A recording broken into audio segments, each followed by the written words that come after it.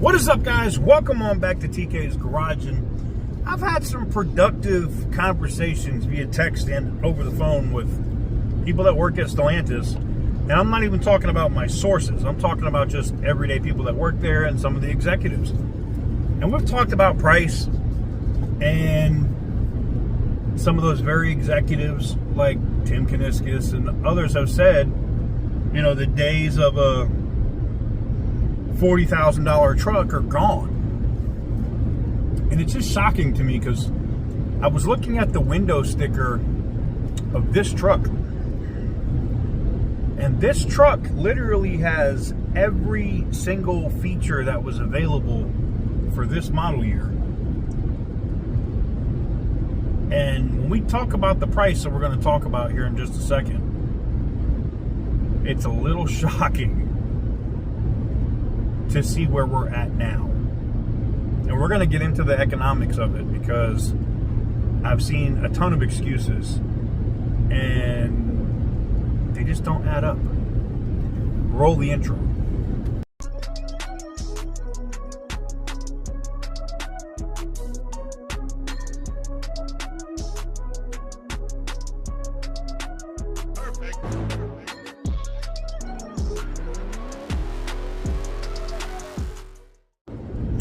So welcome on back to TK's Garage, and yes, this is the $10,000 question. You know, you see all these different YouTube channels talking about this, talking about how, you know, just a few years ago, just 2 or 3 years ago, trucks weren't that expensive. True. Prime example, this truck, loaded. Everything that you can possibly get in this truck is here. From the massive ass sunroof, big giant panoramic roof, right? To the power back window, the cover, like everything I could get on this truck is on this truck, all right? 12-inch screen, all of it, all right? $43,000. $43,000. That's what this truck cost in 2020. $43,000. That's it. And now we're seeing Ram drop their budget-friendly truck, which also has, you know, a decent screen and cruise control with adaptive cruise and a nice 20-inch wheels or whatever, all right, with a Pentastar engine, and that truck starts at 45 and can get to, you know, to be decently optioned, you know, probably leather seats like this has, right? Alcantara with the regular leather. You're probably looking at like 48, 49.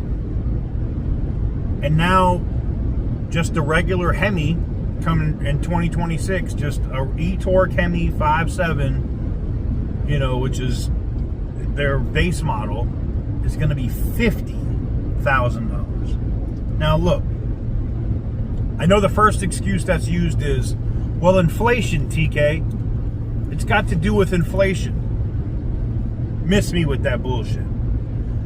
Yes, was inflation a problem for a little bit? Yes, were there problems when there was chip shortages and all the rest of that crap? Sure. Those days are gone. That is no longer a friggin' excuse. You can't use that as an excuse anymore. And for the ones going, well, there's still inflation. No, there's not. Look, the economic numbers that are coming out, there's a fucking reason that the S&P 500 and the NASDAQ hit an all-time high yesterday. And they're going up more today. Miss me with the bullshit. Miss me with the bullshit. Because the numbers come out time after time. And because like the stuff I hear that comes from Stellantis about what they're pricing stuff at, and I get it. I understand what they're trying to do, right? They're trying to sell less trucks at a higher price and focus more on retail and not on fleet and the business side. I understand how the economics work. I understand the numbers. I understand what they're trying to do. The difference is, I mean, can they pull it off? I never will I will never bet against Tim Kuniskis on anything when it comes to the automotive industry. I'm not ever going to do it. Looking at the history of what that guy has done in this business, and has he had stuff that, like, you know, flopped or didn't do great? Sure. But he's had way more hits than he's had misses. So yeah, no, I'm not going to say he can't do it. And it's not entirely on him either, right? It comes back to Antonio Filosa. I just, you know, since they got rid of the Classic, and then knowing like what this truck was, where its options were, how much this truck was, just 5 years ago, to see that and then see where we're at now on the budget-friendly Ram at $45,000 with a Pentastar and $50,000 with a Hemi. I'm telling you, like, I don't see a reason why anyone would buy the Pentastar version. Why? Just buy the Hemi. Not saying that the Pentastar version is horrible. Like, you know, it looks decent. You know, it looks all right. I just don't see it. I mean, the extra $5,000 over 84 months, 96 months that they're going to be doing auto loans now, not going to make that much difference. You know, that extra $5,000. And if you negotiate it the right way, it's probably a lot less. I just found it interesting to know that a window sticker now is $50 for a base model with a Hemi in it, right? And that's if it's at $50, right? I heard $49,999,999. Like it's $50, all right? So starting around $50,000 for those Hemis in 2026. To see that, and then to see this truck, which is, you know, 4 years old. To see this truck, which is 4 years old, that had a $43,000, $43,800, so let's say maybe it was $44,000, but it had every option: heated and cooled seats, massive ass window, cameras, top down view, cameras everywhere, 12-inch screen. You know, it's got every friggin' feature you could get on a Ram that year. And that was still under $45,000. And we're getting base models for $50,000. It just doesn't add up to me when we're using the excuse of inflation, everything costs more money, because that's going to catch up. That's the other problem, right? That shit will catch up with you. And even with the new 100,000 mile powertrain warranty and the Hemi coming back, and great marketing, because some of these commercials have been awesome coming out of Ram. Just gotta be honest. They've been great. All right?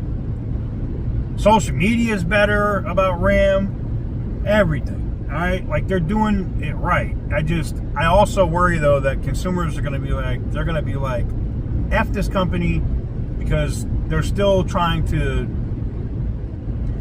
make us bend over, grab our ankles, and we're not even getting the courtesy of some Vaseline. Like, they're literally just, and that sucks. So I just thought it was interesting, and it was TK's thoughts.